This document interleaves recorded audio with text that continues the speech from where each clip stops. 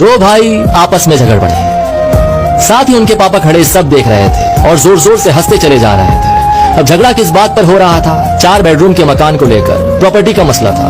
बाप को हंसता देखकर दोनों भाइयों से रहा नहीं गया और बोले, पापा आपको क्या हुआ? हम लड़ रहे हैं और आप हंस रहे हो। बाप ने कहा, बेटे तुम इस चक्कर में पड़े हो, मैं कल तुम्हें अनमोल खजाना दिखाऊंगा, कल चलो छुट्टी लेकर मेरे साथ। दोनों भाइयों ने छुट्टी ली और सुबह सुबह तीनों निकल पड़े। एक बस में चढ़े तो 2 ही सीट खाली थी। अब जाने वाले 3 थे, 10 घंटे का रास्ता था। कभी एक भाई पापा के साथ बैठ जाता, दूसरा खड़ा हो जाता, तो कभी दूसरा बैठ जाता, पहला वाला खड़ा हो जाता, और इसी तरह सारे रास्ते एडजस्ट करते हुए चले गए।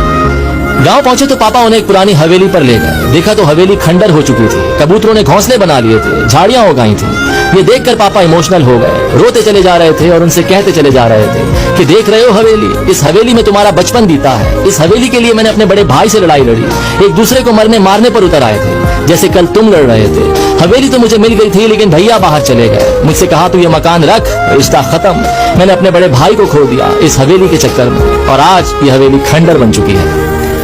तुम दोनों इसी तरह लड़ते रहे तो मकान तो खंडर हो जाएगा, लेकिन रिश्ते हमेशा के लिए खत्म हो जाएंगे। जिस बस की सीट पर बैठकर आए हो, क्या वो जिंदगी भर के लिए तुम्हारी हो सकती है? तो बेटों ने कहा, नहीं, क्या बात कर रहे हैं, बस में तो सवारी बदलती रहती है। तो बाप ने कहा, बस यही लाइफ है, सवारी बदलती रहेगी। जो चीज थोड़ी सी देर के लिए मिली है, उसके लिए झगड़ना बंद करो। खुश रहिए, मोहब्बत से रहिए, अपनी फैमिली का ख्याल रखिए। मटेरियलिस्टिक के पीछे नहीं, इमोशनल के लिए दौड़ना शुरू कीजिए। और ये स्टोरी अपने भैया के साथ जरूर शेयर कीजिए।